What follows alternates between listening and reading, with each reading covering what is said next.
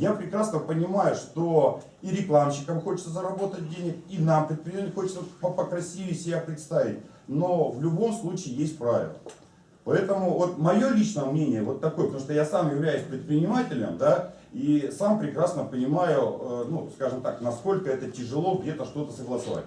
Второй момент, я здесь, наверное, соглашусь, что да, нету четкого представления, а кто должен согласовать.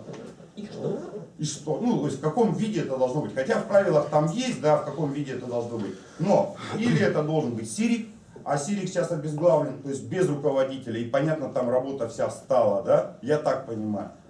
Или это архитектура, скажем, то есть в принципе для предпринимателя непонятно, а кто должен все-таки согласовать. Но еще раз напомню, что наше предложение было, это согласительная комиссия. Спасибо.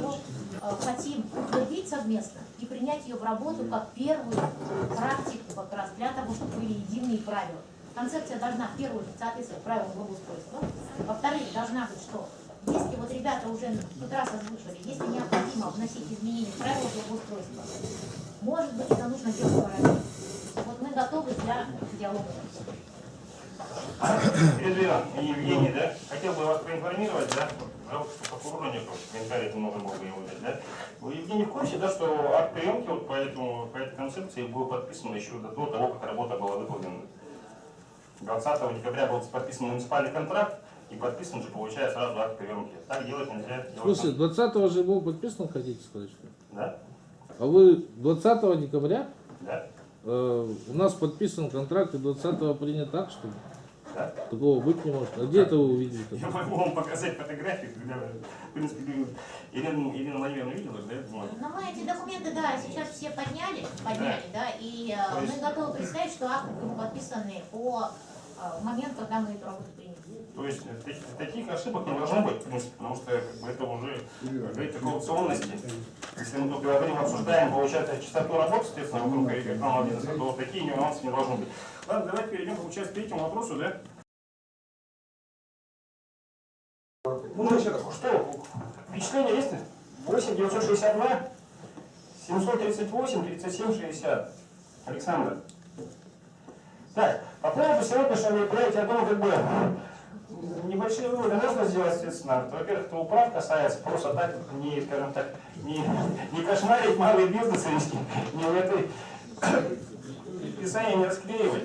По поводу, так, до 10 марта мы попробуем сформировать список кандидатов в экспертный совет, соответственно, и градостроительный совет, соответственно, как у нас получится, соответственно. Да, но я все-таки вижу то, что с общественным советом и главе города, если не Николая, по наружной рекламе.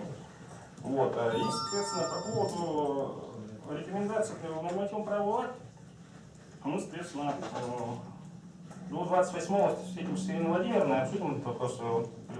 Приглашаю Игоря, там, Риктайм, соответственно, Ньювижн и всех, кто к этому причастен, соответственно, встретиться, пообщаться.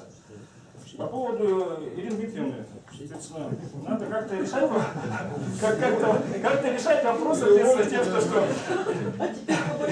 Она вроде озвучила уже все. Нет, ну она вроде заявления не хочет писать. Вопрос будем решать, естественно, в положительном ключе, естественно, на условиях взаимного сотрудничества. Ирина Сергеевна сказала, что меньше телефонов, больше диалога. И доход вытягивать надо повышать, естественно, и как бы надо нормально работать с малым бизнесом. Вот.